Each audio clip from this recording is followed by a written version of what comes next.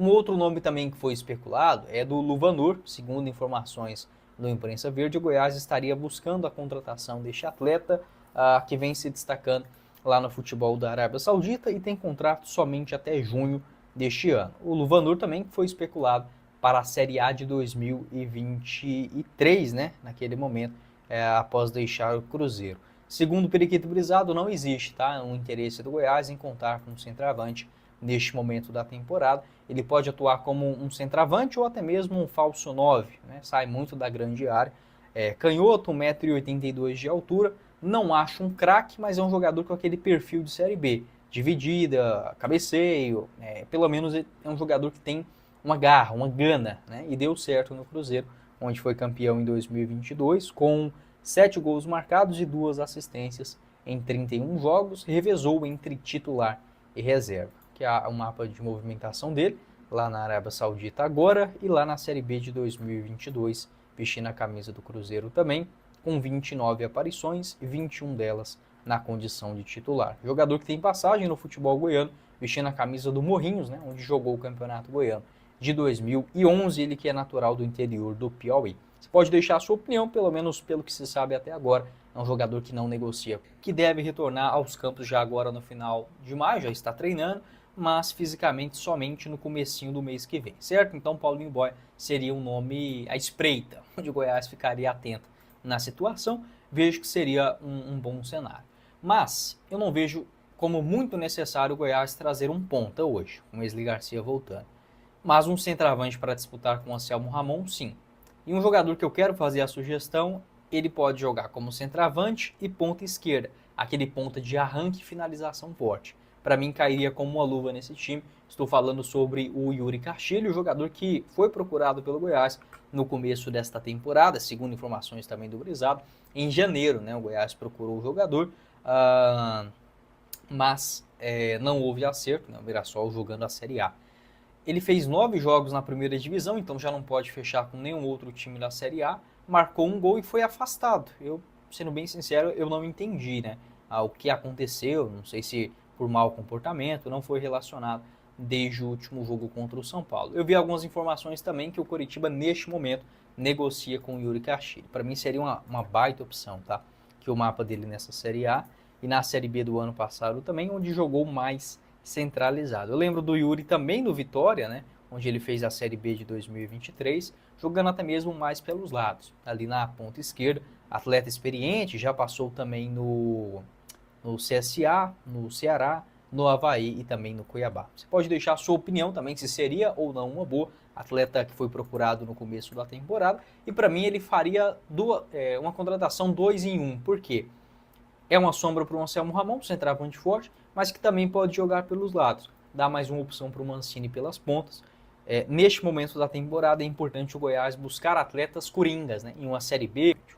Bora começar o nosso vídeo de hoje para falar sobre uma entrevista do presidente do Atlético, Adson Batista, comparando esse começo de Série B do Brasileirão, tanto do Goiás, do Vila e também do Atlético, que neste momento está ali no meio de tabela, tentando fazer uma campanha de recuperação. Muitas mudanças de técnicos, um time que ainda não conseguiu engatar uma sequência de vitórias, mas vem em crescimento. O Atlético, pelo menos em termos de jogabilidade, vem atuando um pouco melhor nas últimas 4 rodadas. O presidente afirmou o seguinte na sua entrevista, abre aspas, os números não mentem, se pegar o Goiás e o Vila, estão em um momento melhor. Agora, se eu falar que os elencos são superiores, é muito rotativo. Eu vou fazer o que eu puder para que o Atlético jogue, mas não só pensando neles. Tenho que pensar nos outros 17 times. Na Série B, ninguém respeita a camisa. Qualquer jogo é difícil. Fecha aspas, foi o que declarou o Adson Batista em entrevista coletiva, se eu não estiver enganado, após o empate contra o Clube do Remo. E concordo com as falas do Adson, tá? Na Série B, muitas vezes, não só em relação ao elenco, porque se a gente for pegar nome por nome, o Atlético poderia ter uma campanha hoje melhor, né? Estando ali na colocação, por exemplo, igual o Coritiba, o Operário, a Chapecoense, pode até não ser aquele time que engatasse desde o começo, mas pelo menos que estivesse um pouquinho acima da tabela, e não com uma campanha, por exemplo, hoje semelhante ao da Ferroviária, por exemplo, próximo adversário do Goiás. E nesta questão também de de respeitar, né? A Série B ela é um campeonato que basicamente todos os times são iguais. Eu vejo que a grande diferença da segundona é o começo, né? Os times que começam bem, eles têm um pragmatismo, uma forma de pontuar, de seguir de uma forma mais calma, menos turbulenta do que aquelas equipes que começam mal. Por exemplo, hoje, um time que eu apontava no começo do campeonato com boas chances de subir era o Criciúma, na 16ª colocação. Não estou falando que não tem chances mais de subir, mas com a campanha até agora de 6 pontos em 8 jogos, muda técnico, enfim, acho muito difícil nesse momento o Criciúma fazer essa arrancada toda. O América está quase numa situação semelhante a essa. Começa a atrasar salários, um time bagunçado na Série B, ele não chega a lugar nenhum. Para mim, quando começou a segunda divisão, era o time que melhor apresentava futebol, né, dentro dos estaduais. Então a Série B, nisso que o Adson comentou, em relação aos times não respeitarem os adversários no bom sentido da palavra, ele é muito verdade. Diferentemente da Série A, onde você vai fazer, por exemplo, um jogo fora de casa contra o Flamengo, ou o Palmeiras, ou o Atlético Mineiro, com o clube adversário tendo o orçamento 10, 20 vezes maior do que o seu. Então há sim essa grande disparidade, algo que não acontece na Série B. É claro, o Goiás ele tem um orçamento maior do que alguns clubes, mas porque passou recentemente na Série A e soube administrar isso. No caso do Atlético também. Não acho o elenco do rival ruim, né? Se a gente for pegar aqui nome por nome, eu acho a defesa do Atlético fraca, né? Acho que é uma questão que o Adson ele parece que não presta muita atenção na defesa.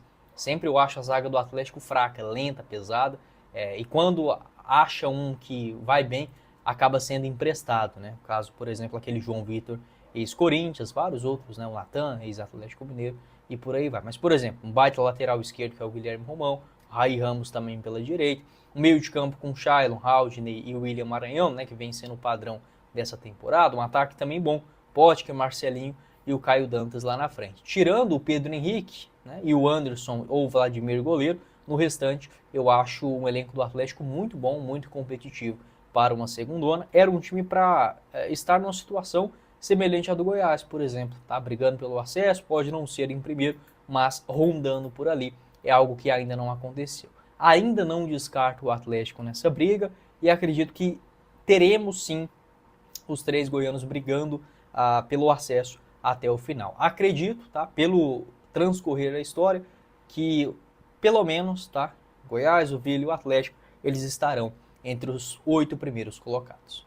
Não perca nenhum jogo do Goiás na tela do seu celular, computador, Smart TV por apenas R$ 30 mensais, tendo acesso a até 2 plataformas simultâneas com o nosso parceiro do canal, o link na descrição do vídeo. Com todos os canais esportivos, filmes e séries, muito mais. Vou deixar o link aqui embaixo na descrição, é só você clicar, chamar no WhatsApp, falar que veio aqui pelo YouTube do Goiás News, sem complicações, o link aqui embaixo, tá bom? E com a RJC Assessoria Contábil, você faz a sua declaração do imposto de renda, localizado no centro de Goiânia, na Avenida Goiás. Para quem já fez a declaração do imposto, lembrando, somente até o final desse mês de maio, a RJC ainda serve para te ajudar, como por exemplo a restituição de impostos, caso você tenha pago mais do que precisava nos últimos anos, o planejamento tributário para esse ano contábil de 2025, criação de uma holding empresarial, familiar e muito mais. Vou deixar o link aqui embaixo na descrição.